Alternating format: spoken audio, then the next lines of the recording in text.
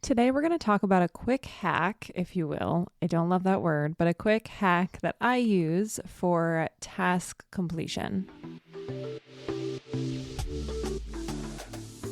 Welcome to the Up in My Business podcast with me, Lex Lancaster, where you'll get an inside look at all things tech, business, and my life as a physical therapist turned digital operations expert. You'll hear all about my lessons as a business owner, the ins and outs of tech for your business, and more. From SEO, websites, and email marketing to automations, launches, and copywriting, I've got you. I'm so excited you're here. Let's dive in.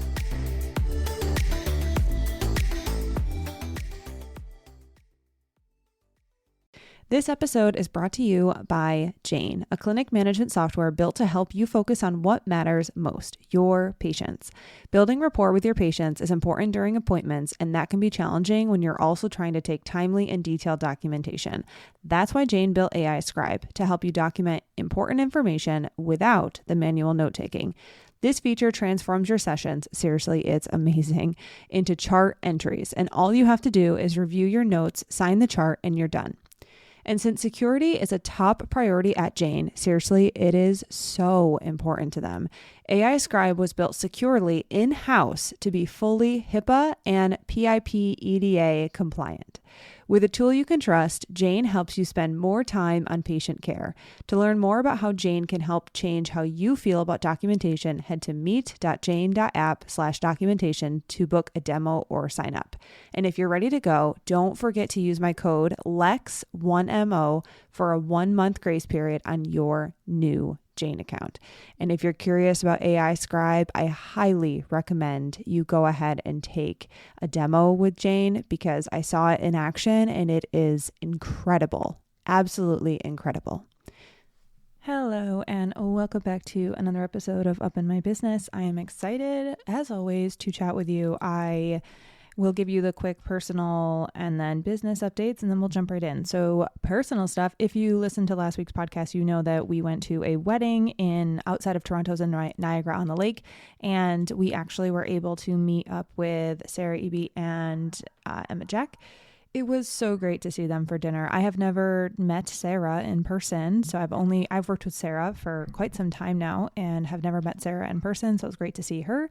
And then I've seen Emma, a few times, but for how much we work together, you would think that we either, have known each other forever or just see each other much more often than we actually do. So it was great to also see Emma. And yeah, travel was great. I will say I was a little bit nervous with air travel. I mean, we had 1 10-minute delay. I will say, knock on wood, when I see people's travel stories, I'm always just like, why are you always delayed? And I feel like one time I've had a bad experience when it comes to travel. And I actually can think oh my God, I do remember that. And it was for a reason. It was because there was a huge snowstorm. So that made sense, but I haven't ever had the atrocious travel story. Now I'm like, please, dear God, don't let that happen. But, I feel for people who have really hard travel days. Not fun at all. Another cool thing. So if you have been listening to the podcast a while, you can probably tell if you work with me, you can be like, oh, she's smiling right now. She's saying this. So this year, I had talked about going to Switzerland and I was like, it's a once in a lifetime trip. We're going, it's going to be the best because we're probably never going to do it again. Well, guess what? We're going again. This morning, we knew that our friend, so we went and we watched volleyball the entire time. We have volleyball crew, volleyball friends, and they were they were here when we were in Switzerland. When we came back, we were like, it was the best experience, the best time. It wasn't $1 million like we thought it would be. It was great. So, and because the volleyball environment is so good, we were like, we have to go back each year. Absolutely. So, I had mentioned it briefly to a couple people. I was like, I think we might go back. And lo and behold, we got a text from our friend who was thinking about going, and she was like, hey, I booked my flights. And we were like, what? So we're going. This morning, I actually went on to VRBO, and was looking for the place to book, and I had like 4 places set aside to book, and the freaking places that I wanted to book are gone. So we ended up booking a different one, which is like it's not as big. It's more convenient, like the location, but it's not as big. So it's kind of a bummer, but also it's just like, okay. It also poses a problem for our crew that's going, because we had 4 bedrooms and now we have 3, and then we'll have a couch. But I'm like, it's just tacky. I'm like, we're adults. We all should have rooms. But like, it's tough because obviously that trip is in July and there's a lot going on and blah, blah, blah, blah, blah. So anyway, we booked the place. We're probably going to fly Shanté's brother out again to watch the dog and Rupert. So Moose and Rupert have someone to stay with here at home rather than going to daycare. And Rupert also can't stay alone for 7 days. It's way too long. Yeah, I'm really excited, and it's going to be the best. Like, we had the best time last year, so just excited to do it again. Other than that, nothing really big. Again, I had said we're entering travel season, so we're headed out again in a week and a half for another wedding.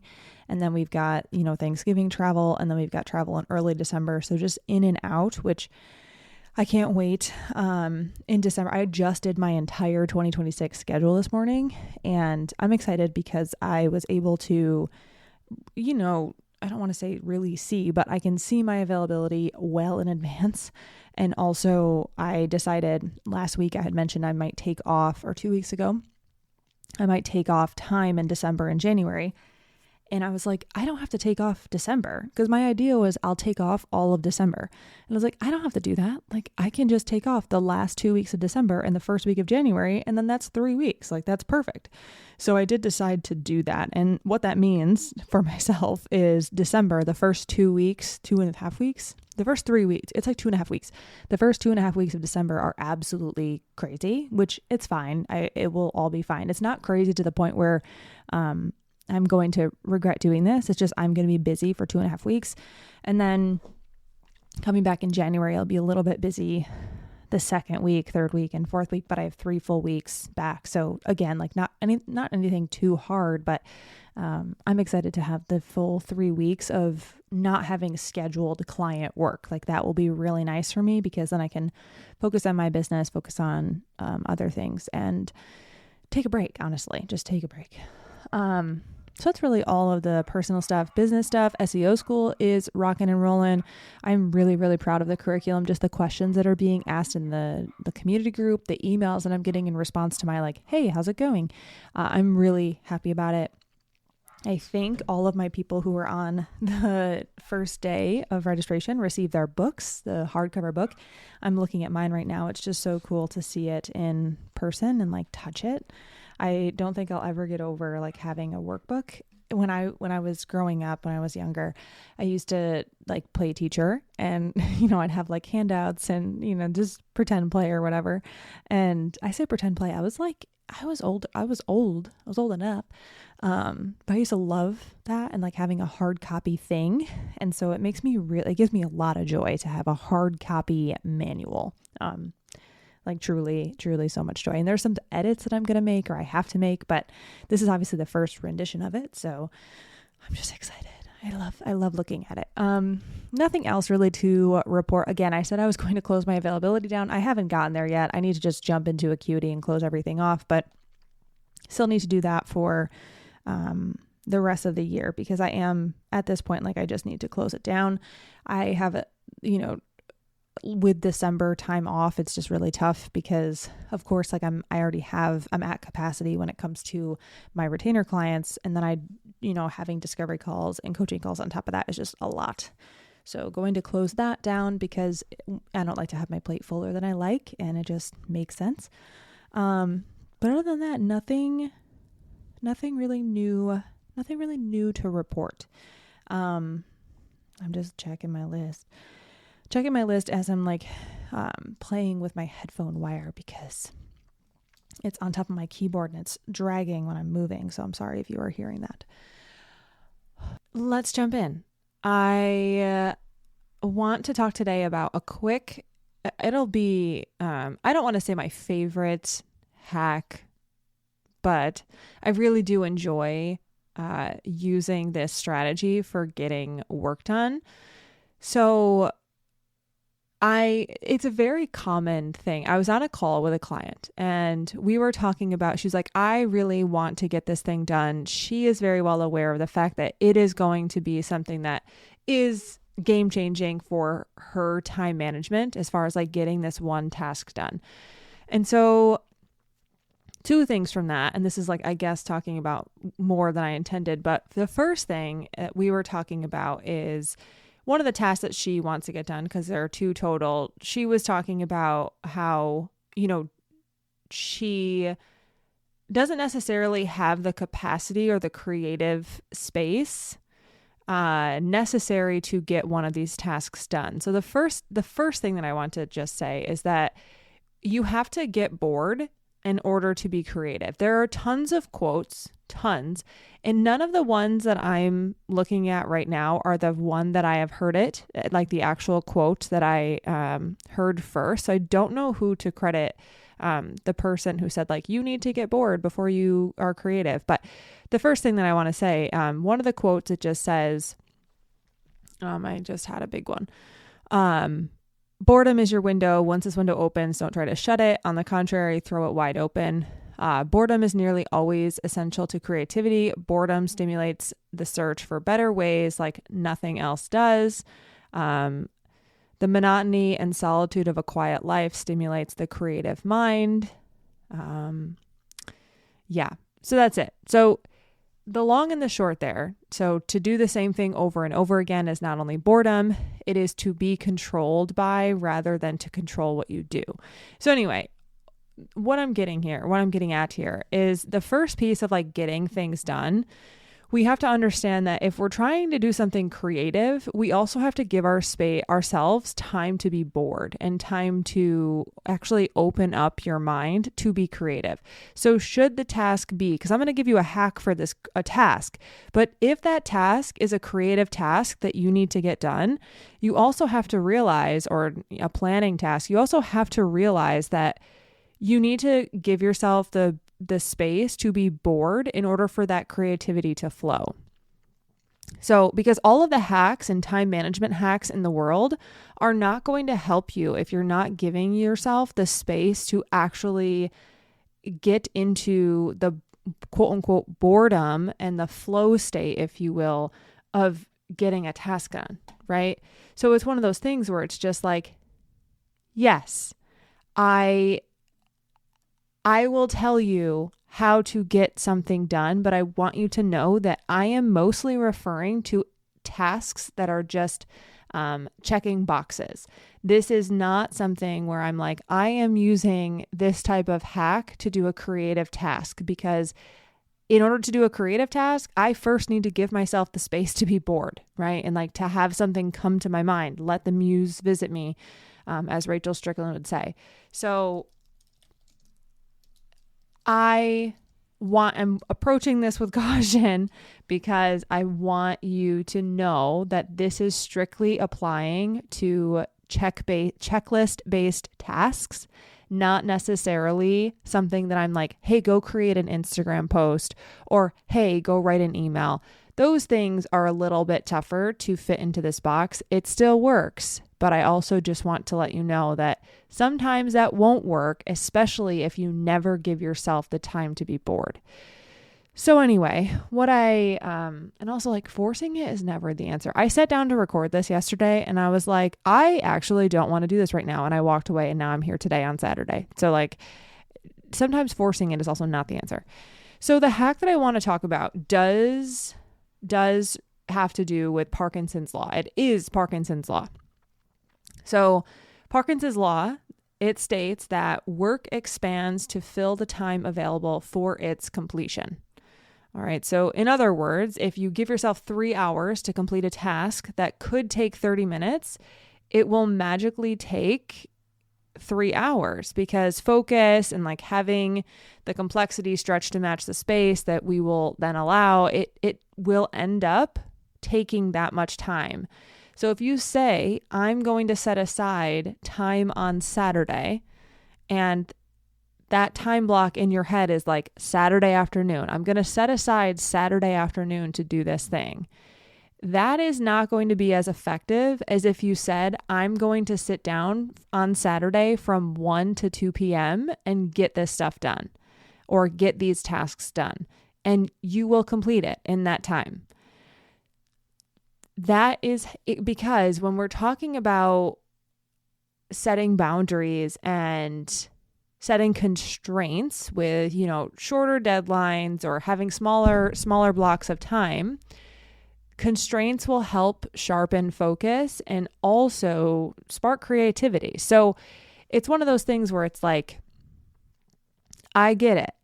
I know I am also a person who has time blocks in my schedule for client work. And if I have a block in my schedule, it will always end up taking that amount of time. And some tasks just take 3 hours. Like some tasks just take that long. But I will tell you what I like to do for tasks that aren't necessarily my favorite. Like email correspondence is not my favorite. So for something like email correspondence, or if I'm like, I'm going to create all of these sales emails, or I'm going to edit this sales page, I will set aside a specific amount of time because that's how long it will take me if I set it aside. And for emails, I even call it like the power hour. And I will just sit down, oftentimes with a treat, a no sugar added, sugar, whatever it's called. There's a special name for it. Cherry Coke, thanks to Brown Battles. I will sit down and I will just do that task in that amount of time. And it will only ever take that amount of time. But if I did not have a deadline, if I did not say I'm going to do the power hour, the power half hour, I will sit here for 2 hours answering emails that I could have done in an hour. So I think, I don't know, I do believe that most of us know this to be true, but I'm not entirely sure how well we all put it into our schedule and execute on it. We know this is true. We know that giving ourselves deadlines is magic. We know that setting work blocks works. The other part of this that I want to just say is that you have to make the decision to focus. So I want to pull out my phone. I need to make sure it is Focus Friend. So when you sit down to do this, when you sit down and set aside a time block to do something, in that time block, you also need to be focused on that task. So task switching is extremely problematic. So if I'm sitting here and I'm writing emails, but then I'm checking my phone, writing emails, online shopping, that's going to make the writing emails task that much longer.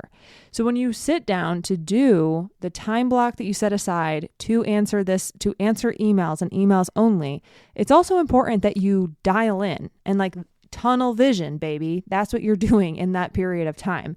And one of the tools that for me has been really adorable and helpful, you can set work blocks. So I have 2 different apps. So on my computer, I do not remember the name of this. I should have had it up. When you update your computer now, I actually hate it. When you update your Mac, if you have a Mac, it updates and your app store is now like all crazy. Like I can't find any of my apps and it's so annoying. Flow, it's called Flow, and there's also Flex Timer. So Flow and Flex Timer are on my desktop. So with Flow and Flex Timer, I will set a work period for 30 minutes and I have a timer ticking down until it goes off. And that is the 30 minutes I'm working. And while I'm working in that time period, I'm not answering texts. I'm not doing anything else except for that. Now, those ones, it's like you set the timer, is it Flex Timer? I actually think it's just Flow. It's Flow. Yes, it's Flow. So it's called Flow, and that is on my desktop. And you can just I'm looking at it right now. You can set a 5-minute break. You can set a flow period for however long you want. I typically will do 90 minutes or an hour. And during the flow period, you don't do anything else. Now, There are other tools out there that you can do this with. On your phone, I have something called Focus Friend, and it was created by, I believe it's John Green, not Hank Green. I don't, it's one of the Green brothers. So John or Hank Green, I can't remember off the top of my head. One of them created this Focus Friend app, and by focusing, it's called focusing, you set a focus time, and as you focus during that period, it's called a bean. It's literally a bean. A bean will knit, and it knits socks, and the socks then buy you decorations. So if you work for 60 minutes, the bean will knit, let's just say 5 pairs of socks. In order to put a picture or a couch into the room, it costs 2 pairs of socks. So you'll sell the socks to get furniture. So you're decorating a room with your focus time, which I think is extremely cute. Like if you are someone who would benefit from that, I highly recommend that app. It's very, very nice. The other option, and I'm just like, I had all these names off the top of my head. The other one is Brick, I believe is what it's called. So Brick, I haven't tried it out, but Jordana, Brick focus. Yes, I'm typing on yes, it's called Brick. So getbrick.app. So, and also I'll link Focus Friend and Flow and Get Brick. But anyway, I haven't used Brick, but what it looks like and what it is, and when I talked to Jordana, it was like, Brick is a way to block certain apps on your phone for a certain period of time. For me, when I'm on my computer, that's my problem right now, is just like I am on my computer. So I have access to everything, even if my phone doesn't have notifications on or whatever. But anyway, this brick, how it works is it's a physical object that you scan on your phone, and then you set your limits for each app or time limit, whatever it is. And then you can actually take the brick and put it elsewhere. So it's like a physical barrier to using your phone, which I think is great. Like, honestly, I have tried the whole, like, I'm going to block this app, and it's very easy to just bypass it, or like to set a time limit on it. It's very easy to just bypass it. So again, like holding yourself accountable, that's basically what it comes down to, and whatever you need to do to hold yourself accountable. For me, my computer is the toughest part. So I oftentimes will put like no notifications on, and I'll make sure that I have Flow on, but it is tough. Like I do think like I don't to sit, and I also know that there are people who do not struggle with this, but for me, it's like I have to be focused in on one task. However, I can't focus for too long. So sometimes I will work for 15 minutes, take a break, 15 minutes, take a break. It's all dependent on how you feel that day, but you need to have a method, and you need to actually think about it before you sit down to do it. And then also just making a promise to yourself to say, I'm going to take 60 minutes to do this, and then I'm done. Or I'm going to take 15 minutes. I'm going to do 15 rounds of 15-minute breaks, or 15 minutes with 5-minute breaks between. And then once that's done, I'm done. I think this helps not only tasks get done, but it also helps you feel like it's less of a lift to actually do the task. Because when you really think about the task and you're like, oh, I don't know how long it's going to take, it's very nice to say it's going to be 1 hour because I set aside 1 hour. You don't finish the task, you set aside another hour, another day. Like, it doesn't always have to be a set it and start it and you have to complete it and whatever. But again, work will expand the time that you allot. So if you're allotting for 2 hours, you'll probably be there for 2 hours. If you're allotting for 1 hour, then you'll be there for 1 hour. But we've all experienced it. I know we've all experienced, we have notes to do, we have documentation, yada, yada. And you have 15 minutes at the end of your day, or a last patient cancels. You bet your bottom dollar I was there typing away, Kermit on the keyboard, trying to finish all of my notes before I went home. And we've all have that experience. It doesn't have to feel stressful like that, especially when it's planned out. And I think that's the difference. It doesn't have to be anxiety ridden, and a time limit doesn't have to feel scary. More or less, you're just setting the time limit so that you can control your schedule and have more control over the task that you're doing, and allowing it to only take the time that you give it, rather than just saying, well, I'm going to set aside the time. I hope it takes less than the whole afternoon, but I don't know. And then also opening up the door to say, this might take the whole afternoon, and I'm okay with that. But if you only have 1 hour, Also saying, I only have 1 hour. It goes both ways. And all tasks cannot just be, you can't just sit down and do every single task ever. You can't. I know that there are tasks that will take me much longer than an hour, just like you know that. But it's one of those things where when you have the tools, you can experiment and see how long do things actually take. If I give myself an hour, am I just telling myself a story that I can't get it done in an hour? It's one of those things where it's just like, you got to figure out what works for you. And for me, I know the tasks, unless you try, you don't know. So I know the tasks that take me X amount of time. I know this task will take me this amount of time, and I plan accordingly. But the only reason I know that is because I've tried it. So if you think that this feels a little crazy, you're like, okay, so you're telling me to set aside time, but you're also telling me to give myself the whole day. What I'm telling you, set a time limit. And then when that time limit doesn't work out, maybe increase your time limit, right? That is the easiest way to go about it. Okay, friends, gonna jump off the soapbox now. Hopefully that helped. I know that oftentimes people are like, how do you get so much done? Honestly, capacity is a big thing. I don't have kids, or we don't have kids, like real life kids. I can just shut my door and Moose is not going to die without me. Rupert won't die without me. Shanté won't die without me. I have a very supportive partner who is also very independent. So I don't have to support her. So that's also another thing that I do have on my side as far as why I get so much done. But the other thing is that I really do understand, after 8 years of doing this, I understand my capacity and I understand how much I can and can't do in a certain amount of time. And to be honest with you, what it always comes back to for me is that I value my personal time. So if I'm I want to be done at 4:00, then I am going to be done at 4:00 and I will do whatever I can to be done at 4:00.